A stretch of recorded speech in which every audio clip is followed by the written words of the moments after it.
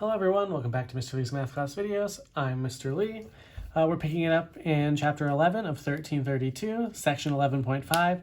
These are probabilities that are going to use your permutations, your combinations, and potentially your fundamental counting principle to determine how things go. And it will still work the same way as it has previously. But the way you have to count the number of ways E can occur over the number of total outcomes is a little bit different because it's not super obvious necessarily how many different outcomes can occur and how many ways yours can occur. So we're going to start with a few basics of probability. So 6 people are performing at a nightclub, A, B, C, D, E, and F. Order is determined randomly. Find the following probabilities. So sometimes it's pretty easy. So what are the chances D performs first? Well, you can think about this logically. There are 6 different people who could go first. D is one of them. So you're like, well, this is 1 out of 6. And you're like, well, that's not really any different than 11.4. But as you can see, it kind of builds. C performs last and A performs second. So again, when you're asking about multiple different positions, what are the chances C performs last? Again, it's the same as D performing first, 1 out of 6. But once C is guaranteed to go last, the fact that A performs second is actually only 1 out of 5 because C's place has to already have been taken. Or vice versa. If you put A perform second first, there's a 1 in 6 chance, but once A is locked, C is now down to 1 out of 5. So this becomes 1 out of 30. So you can see you have multiple fractions multiplied together when you have multiple areas or positions that you're trying to fill and guarantee. And that will continue. For example, if you tried to control 4 people, you'd probably have 1 over 6 times 1 over 5 times 1 over 4 times 1 over 3. But you'll notice something with this denominator. It's slowly going down 1 at a time. Not totally unlike permutations, the fundamental counting principle when picking from the same groups, or factorials. So if we wanted to do the performing order as A, B, C, D, E, F, you would have to go all the way down. 1/6 times 1/5, all the way down.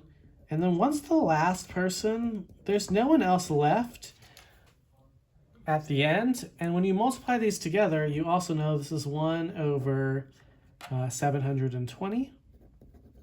But there's more than one way you could have done this problem. Another way you can think of it is you're putting 6 people in order, and this is one of those orders. The way we would have looked at that is 6 NPR 6 from earlier in this chapter, and you could have typed this as 1 over 6 NPR 6, and you would have still gotten that same 1 over 720. Additionally, we know that permutations and factorials can solve the same problems. Because we're going all the way down to 1, everyone's being put in order. You could also have done 1 over 6 factorial, which also would have been equal to this and would have looked very similar to this. So we can see how permutations and the fundamental counting principle can both be used for probabilities, particularly when you're putting them in order. That's the classic nature of permutations, is to order data. Now, probabilities involving permutations can be brute forced because there's a specific order. But with combinations and subgroups, other elements of Chapter 11, it's a little bit more difficult to predict. And the reason for that is if you don't care what order it goes in, you just need to know it needs to be selected, there are a lot of different areas that you have to account for, or a lot of different orders that lead to the same selections. The best way to illustrate this is you win the lottery if you pick the correct 6 numbers. What is the probability you win? If there are 60 numbers to choose from, only one wins. So I'm going to show 2 ways that this problem can be done. You can realize that only 6 of the numbers out of the 60 are winning numbers. So you're like, well, the first chances on the first number is 6 out of 60 times 5 out of 59, because once one number is selected, it's removed, times 4 out of 58, times 3 out of 57, times 2 out of 56, and then once you have that 6th number, there's only one of them left that wins. But if you do this, and put this in your calculator, you get 6 factorial in the numerator, which is 720. And in the denominator, you're going to get something massive. Yeah, so it's 360459792 plus 2 zeros, which can be reduced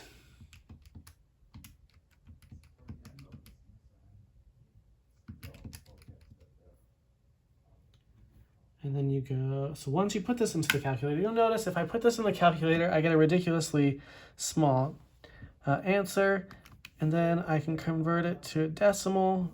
See, it still doesn't want to do it. But this will reduce, but there's an easier way to do this. The truth is, you have 60 numbers, and you are picking 6 of them. So 60 NCR 6 tells you all of the possible ways, all the different groups of 6 that could be winning lottery tickets, and only one of them wins. And you'll notice that these are actually the same. So there's a strategy when you're picking from a group and you know a group only wins, but in general, you really would like to find the total number of lottery outcomes by using the combination method, because it doesn't matter the order in which you pick the lottery numbers, it just matters that you picked the right ones. So those two are actually interchangeable, but here's a way you can kind of do it through logic. You picked a number, it got removed from both the successful numbers and the total numbers left. But I think this way is easier, and it opens up a line of thinking that, okay, I have 60 numbers, 6 of them are winning numbers, so it doesn't matter the order I pick them, so this tells me the total number of different lottery outcomes, whereas this one says I'm picking a winning number 1, and even though it doesn't describe order, it does kind of highlight a different way you could think about it. So that's one aspect of it. I want to leave number 3 for you to try on this, just like I wanted to leave D up there. So we can see that when you're pulling from one group, this fractional method does work pretty well. So let's see how picking from one group is somewhat useful. So this, you only need 2 combinations, and you don't really need to figure out what's going on. So a group consists of 6 teachers and 5 lawyers. Let's answer the following questions. How many ways can you pick a group of 4 people? Well, we know by adding 6 plus 5 is 11. We have 11 total people, and we're picking a group of 4. Order doesn't matter, so this would be 11 NCR 4. You put it in your calculator, 11 NCR 4. Is 330. Now, how many ways can you pick a group of 4 teachers? Well, even though there's 11 total people, if we're just restricting it to the teachers, there are only 6 teachers, and they want to know how many groups of 4 you can make. Then it's that same argument, 6 NCR 4, which is 15. So that if they ask you the question, if you are making a group of 4, what is the probability they are all teachers? They've already had you find the total number of groups of 4.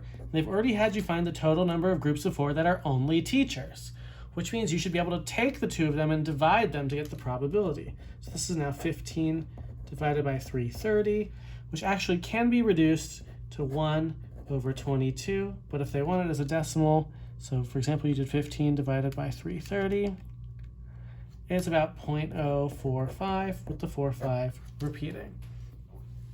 So this is the crux of the argument when it comes to combinations. You only have so many things that you can do, and if you can find the total number of ways you can do them, you can then just divide them. So what I want you to do is do number 5 as practice, and we'll talk about subgroups when you're not picking from a single group in the next video.